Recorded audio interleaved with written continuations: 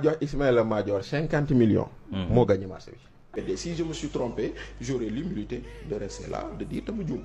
mais lii dañuy gis ne li otage politique la rek dañuy gis ne comme que Bachir ñu doon wut jamono yi yëpp. ni ñu ko inculpé parce que Bachir sonal na leen trop. président assemblée bu jàppee ne dañ koo diffamé dañ koo waxal lu dul dëgg. am na droit porte plainte. jox Ismaïla Madior 50 millions. moo gagné marché bi. Alaaji Cheikh Gueye mu baax mi. waaw. te mu nekk léegi ci bracelet. non nekkul ci bracelet. dañ ko ne bracelet mu ne maa bañ. moo waroon ñu defal ko liberté provisoire kese. moom nekkul sous bracelet. nekkul ci bracelet. liberté provisoire sans bracelet. da nga ne bracelet mënu maa bañ. mu ne moom homme d'affaires la koo koy mu ne moom homme d'affaires la day tukki day dem di ñëw. kooku lañ jox. déggoo leen dañ si dagg leen lii. déggoo leen ñu ne Sénégalais gagné marché bi. waaw te kenn ñeme tudd. man nag maa la koy wax nag. Cheikh Gueye dañ jox marché bi. moo ci nekk. et Cheikh Gueye amul concessionnaire. déedéet mooy courtier bi il n'est pas concessionnaire. courtier la courtier la. amul benn concessionnaire. man de maa la ko wax. représenté wul benn marque. waaw moo nekk en face ak waaw. man maa la ko wax. courtier la. man maa la wax loolu marché boobu noonu. c'est-à-dire l'entreprise combien de dafa milliards gagné marché bi rek def ci turam rek. Cheikh de Gueye combien de milliards. si on part sur lu ñu wax ñoom. que oto bi 50 millions lay jar. c'est 8 milliards nangam. non ba pare si foofu Bachir ma dolli la daal.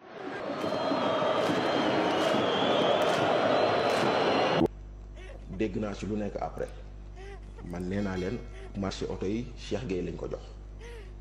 Cheikh Gueye mooy ki joxoon. Cheikh Gueye mooy kii ne maa guerre Ismaïla Madior jox ko 50 millions. dëgguma. celui qui dit avoir corrompu Ismaïla Madior mooy Cheikh Gueye. On parlait de CFAO avant. bon CFAO dañ ko dugal ci marché bi. D'accord. maintenant am na ay informations yuy génn ñu ne non ce n'est pas Cheikh Gueye c'est Cheikh Seck mais un Cheikh peut en cacher un autre. maintenant man li ma waxoon maa ngi xaar buñ ko weddee si je me suis trompé j'aurai l'humilité de rester là de dire dama juum.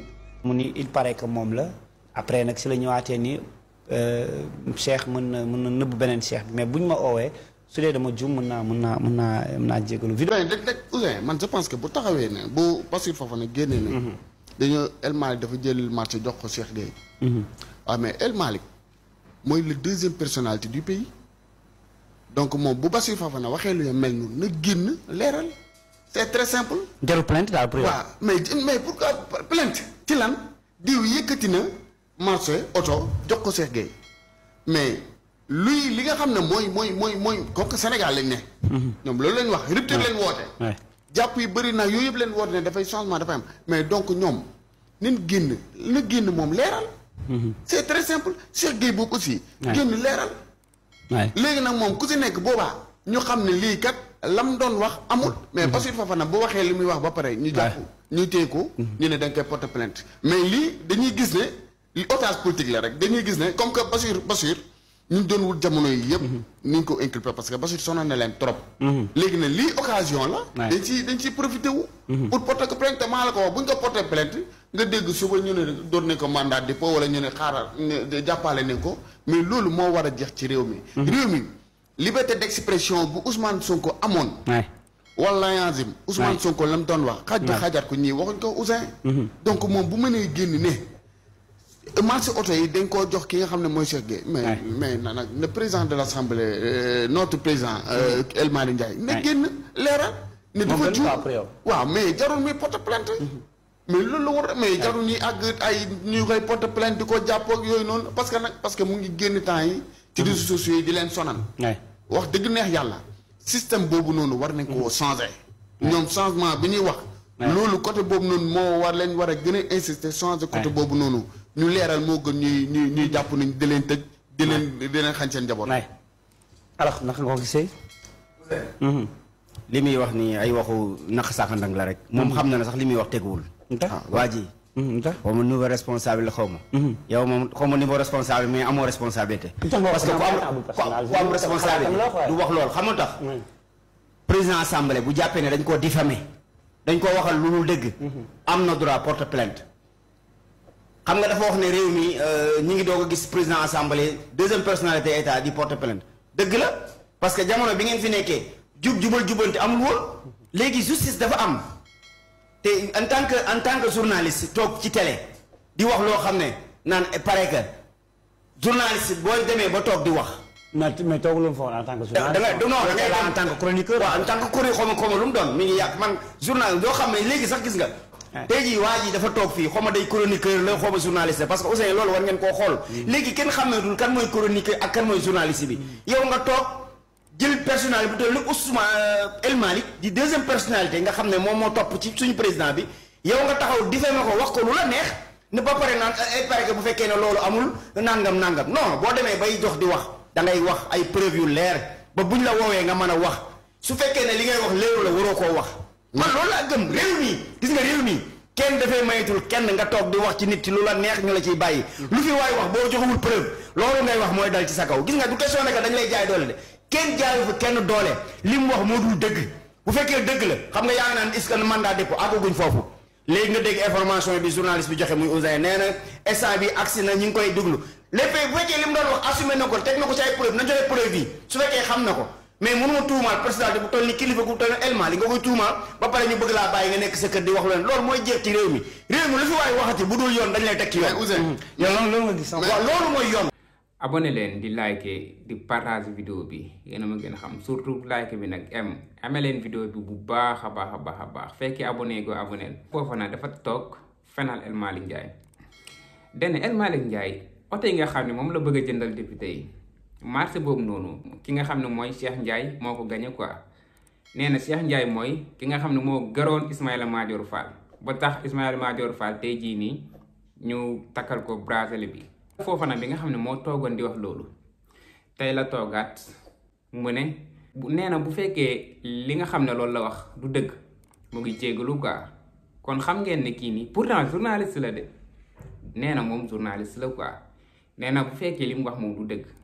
mën na baalu quoi mais moom nee na ba léegi nii li nga xam ne loolu la waxoon loolu la jàpp ba léegi nii quoi dégg naa nag convoqué nañ ko xaw ma tey la xaw ma suba lañ ko convoqué mais dégg naa convoqué nañ ko may wax gaan bi nga xam ne mooy ñëw di ko défendre quoi gaan bi li mu wax moo gën a doyati waar quoi nee na ñi nga xam ne ñooy suñu njiit yi waruñu nekk di topp ñii quoi waruñu nekk di leen topp ku ci wax lu noonu rek ñu plainte la nee na loolu du rupture quoi mais bu ñu leen pelentewul fan lañ jëm ak ñii chaque jour ñu génn fen bu bees di fenal gouvernement bi bu dégg bëccëg bu ñu leen toppul si loolu noonu dinañ wax a wax non man su ma nekkoon président Bassirou Diomaye Faye sax wala Ousmane Sonko premier ministre ku ma waxal lu dul dëgg dama lay plainte Sonko daa mën a muñ rek Sonko mais li waroon a fekk fen yi jeex bu yàgg télé Aïssatou Diop Fall bi chaque plateau dañuy toog di fen rek télé Bougane Gueye Dany bi noonu kon ci kaw Ousmane Sonko rek la ñuy nekk nag chaque émission ci kaw Ousmane Sonko la ñuy nekk pourtant Sonko bu doon plainte comme ni ko El Malick Ndiaye defee nii affaire léegi mu jaade fekkee ku la waxalu lu dëgg nga plainte ko loolu moo waroon a am quoi kon léegi fen yi jeex léegi da ngay gis sax gars yi toog ci plateau yi di fen nii quoi gratuitement lañ doon wax ci Ousmane Sonko du génn réew mi du dem bitim réew tey dem na ma dégg waa Sen TV toog naan wax jooj noonu dafa sonaloon ñi nekk Pastef quoi nee nañ communication la quoi communication ba ci lan toog di fenal suñu premier ministre quoi ndax naan da ngeen di def communication stratégie xaw ma toog di ko fenal naan du génn réew mi non lu nekk nag waxal nañ ko Ousmane Sonko Ousmane Sonko toog di muñ rek su ma nekkoon moom damay plainte comme El Malick Ndiaye wax ji nee na bu demee wuy ji dañ koy def garda bi xaw ma lan ak lan mais noonu la dafa dafa waxal El Malick Ndiaye lu dul dëgg gratuitement nag est-ce que El Malick Ndiaye am na jotu toog naa day leeral ñii quoi kon est-ce que ñoom danañ liggéey su fekkee ne fen bu ñu leen fenal rek ñoom ñu génn leeral ñoom est-ce que danañ tal liggéey sax ndax chaque jour gaa leen di fenal bu dëgg bëccëg bu fekkee ne ñoom nag ku leen fenal ñu génn leeral duñ def dara ndax biñ fi toogee ba léegi gaa ngi fi di fen rek nag di wax lu amul ñoo ngi fi suba ak ngoon di waxal gouvernement bi lu dul dëgg buñ amoon jotu toog di leeral chaque jour kon duñ def dara duñ def nii rek lañ mën a def ngeen yaru di wax dëgg quoi ku leen ci waxal lu dul dëgg yóbbu leen ko si yoon mu leeral ñu jàpp ko rek ndax li ñuy wax du dëgg quoi kon ci yóbbu yoon dañ lay téye ndax li ñuy wax dara amu si noonu la fa demee kon gars yi xoolaat leen li ngeen di wax bu baax a baax boo leen bañee ku leen jàpp fii kuñ fi jàpp daam loo def comme ni ko Macky Sall waxee woon Diomaye Sarr ñëpp xamoon nañ ni day wax rek mais am na ñu doon jàpp te defuñ dara ci mbedd bi fii nii am na ñu doon doxi seen soxla ñu jàpp leen defuñ dara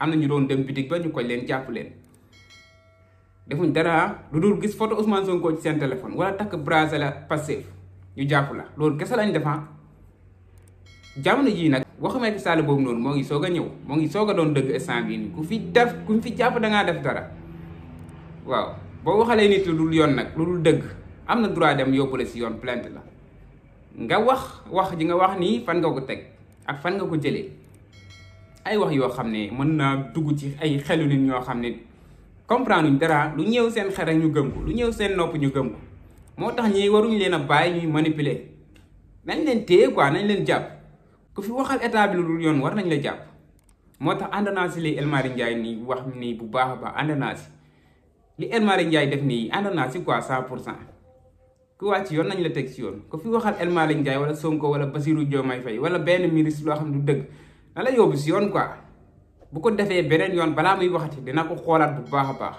kii bu nekkoon chroniqueur sax wala koo xam ne day yem ci analyse sax man danaa nangu quoi dinaa xam ne kii dafa jum ci ay waxam mais dégg naa moom journaliste la war a dem gëstu ji war a dem wuti ay xam-xam defoo ko nga toog di wax lu la neex lu la ci fekk nag yaa ko teg sa bopp bëgg naa leen gars yi abonné leen di like di partage vidéo bi ba ci beneen vidéo sama gars yi jaajëf